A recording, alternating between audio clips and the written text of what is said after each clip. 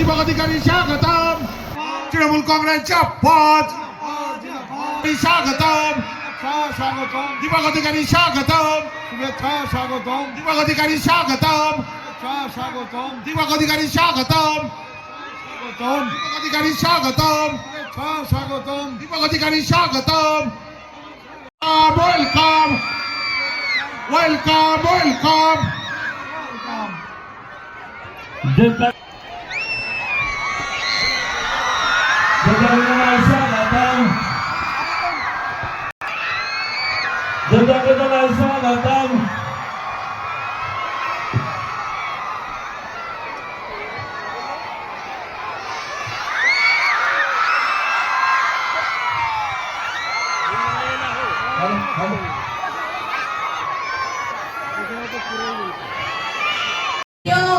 আমাদের দেব আমাদের মাঝখানে উপস্থিত হয়েছেন,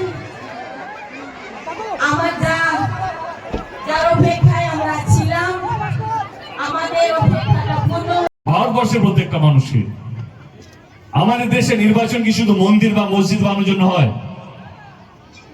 নির্বাচনটা আসলে হয় কে কতগুলো স্কুল করবে, হসপিটাল করবে, রাস্তাঘাট করবে, আপনাদেরকে ভালো রাখবে, আপনাদেরকে সুস্থ রাখবে এবং আপনাদেরকে যে এক রাখবে। এই নির্বাচনটা হচ্ছে সেই নির্বাচন। আমি আপনাদেরকে অনুরোধ করবো, ভোট যাকে ইচ্ছা দিতে পারেন, কিন্তু মাথায় রাখবেন জয় শ্রীরাম আর জয় বাংলার মাঝখানে ফাঁসবেন না। যে আপনাদেরকে ভালো রেখেছে, যে আপনাদেরকে ভালো আগামী দিন রাখবে, তার হাতটা শক্ত করবেন। যে দল আপনাদের পাশে ছিল, যে দল আপনাদের পাশে আছে এবং যে দল আপনাদের পাশে থাকবে, তারই জেতা উচিত। যে দল ধর্ম দেখে কাজ করে সেই দলকে নয়, যাদের কাজটাই ধর্ম সেই দলটাই হাতটা শক্ত করুন। এবং আমি তৃণমূল কংগ্রেসের গত 12 বছরের সাংসদ, আমি এইটুকু আপনাদের কথা দিয়ে বলতে পারি, এইটুকু দায়িত্ব নিয়ে বলতে পারি যে আমাদের দল ধর্ম দেখে কাজ করে না। আমাদের দলের কাজটাই হচ্ছে আসল ধর্ম এবং আপনাদেরকে ভালো রাখাটাই হচ্ছে আমাদের আসল ধর্ম। আপনাদেরকে এক রাখাটাই হচ্ছে আমাদের আসল ধর্ম। এবং বাংলা কিভাবে উন্নতি করে, বাংলার প্রত্যেকটা মানুষ কিভাবে ভালো এবং সুস্থ থাকে, এটাই হচ্ছে আমাদের পরম ধর্ম।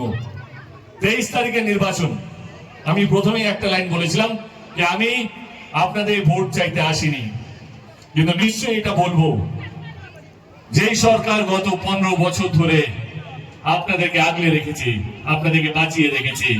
আমরা এরকম বিভিন্ন ইনসিডেন্ট দেখি, কখনো উড়িষ্যাতে কোনো বাঙালিকে দেখলে পিটিয়ে মেরে দিচ্ছে বাংলাদেশি বাংলাদেশি বলে, কখনো বিহারে হচ্ছে, কখনো ইউপিতে হচ্ছে, দিল্লিতে হচ্ছে, রাজস্থানে হচ্ছে।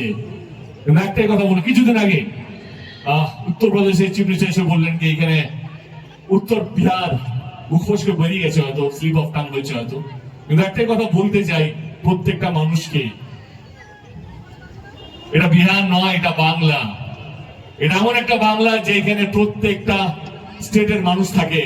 সে রাজস্থানী হতে পারে, সে বিহারি হতে পারে, সে নেপালি হতে পারে, সাউথ ইন্ডিয়ান হতে পারে, মহারাষ্ট্র হতে পারে।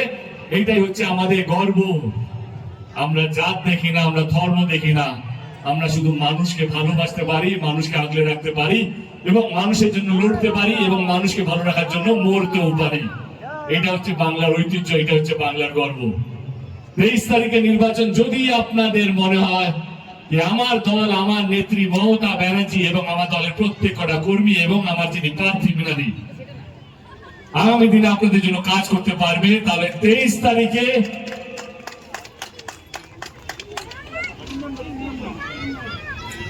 যদি আমাদের দল, আমাদের নেত্রী মমতা ব্যানার্জি এবং আমার দলের কর্মীরা এবং আমার প্রার্থীরা আগামী দিন আপনাদের জন্য কাজ করতে পারবে, তাহলে ইভিএম মেশিনে 3 নম্বর বাটনটা টিপে, ইভিএম মেশিনে 3 নম্বর বাটনটা টিপে আমার দিদি, আমাদের প্রার্থী এবং আমার দলের হাতটা শক্ত করবেন। এইটুকুই বলার জন্য এসেছি আপনাদের কাছে। অনেকক্ষণ